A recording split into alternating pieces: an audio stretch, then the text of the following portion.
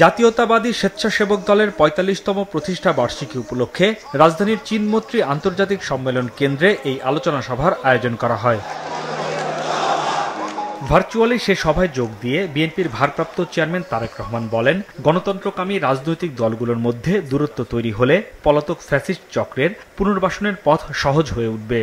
গণতন্ত্রকামী রাজনৈতিক দলগুলোর মধ্যে যদি দূরত্ব তৈরি হয় বা দূরত্ব তৈরি হলে রাষ্ট্র এবং রাজনীতিতে পতিত পরাজিত পলাতক ফ্যাসিস্ট চক্রের পুনর্বাসনের পথ সহজ হয়ে উঠবে।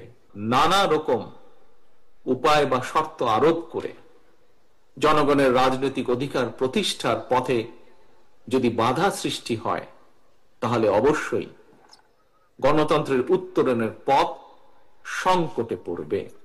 দেশ ও জাতির উন্নয়নে প্রচলিত ধারার রাজনীতি বাদ দিতে হবে উল্লেখ করে নির্বাচনকে সামনে রেখে বিএনপির পরিকল্পনা জনগণের কাছে তুলে ধরার আহ্বান জানান তারেক রহমান। বিএনপি মনে করে বর্তমান এবং ভবিষ্যৎ প্রজন্মের সামনে একটি নিরাপদ ভবিষ্যৎ নিশ্চিত করতে চাইলে অবশ্যই আমাদেরকে প্রচলিত ধারার রাজনীতি থেকে বেরিয়ে আসতে হবে। সভায় বিএনপির সিনিয়র নেতারা বলেন, যারা গণতন্ত্রে বিশ্বাস করে না তারা নতুন নতুন তত্ত্ব সামনে আনছে। পিআর পদ্ধতির নির্বাচন দাবি তুলে ধূম্রজাল সৃষ্টি করা হচ্ছে। এনসিপি নামক একটা দল যারা এই সরকারের সৃষ্ট, তারা বলছে ফেব্রুয়ারিতে নির্বাচন হতে দেওয়া যাবে না।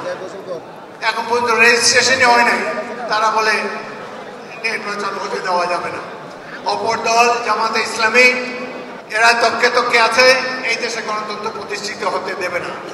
একটা মৌলবাদী ব্যাকওয়ার্ড লুকিং রাষ্ট্র ব্যবস্থা প্রবর্তনের জন্য বাংলাদেশের জনজীবনে তারা দুর্ভোগ সৃষ্টি করতে চায়। জনগণের ভাগ্য পরিবর্তনের, জনগণের প্রতিনিধি নির্বাচনের, জনগণের প্রতিনিধিত্ব নিশ্চিতকরণের ব্যবস্থা বদলে দিবেন কয়েকজন মানুষ বা কিছু দল, এটা তো গ্রহণযোগ্য হয় না। এদিকে পিআর পদ্ধতির নির্বাচন বিএনপি কখনোই মেনে নেবে না বলে জানিয়েছেন দলটির মহাসচিব মির্জা ফখরুল ইসলাম আলমগীর। বিকেলে চিকিৎসা শেষে দেশে ফিরে হযরত শাহজালাল আন্তর্জাতিক বিমানবন্দরে একথা জানান তিনি। আমরা পিআর পদ্ধতি কোনো মতেই মেনে নেব না, কারণ পিআর পদ্ধতি এই দেশের মানুষ ইউজ না, তারা বোঝেও না, তারা ঠিক মতো জানেও না।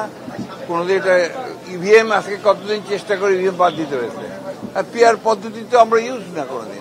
নির্বাচনই এখন একমাত্র উপায় যে বাংলাদেশকে যে সংকট আছে রাজনৈতিক এবং অর্থনৈতিক, সেই সংকট থেকে উদ্ধার করার একমাত্র পথ হচ্ছে নির্বাচন, এবং সেটা একটা অবাধ সুষ্ঠু নির্বাচন। হাসনাইন তানভীর, মাছরাঙা সংবাদ, ঢাকা।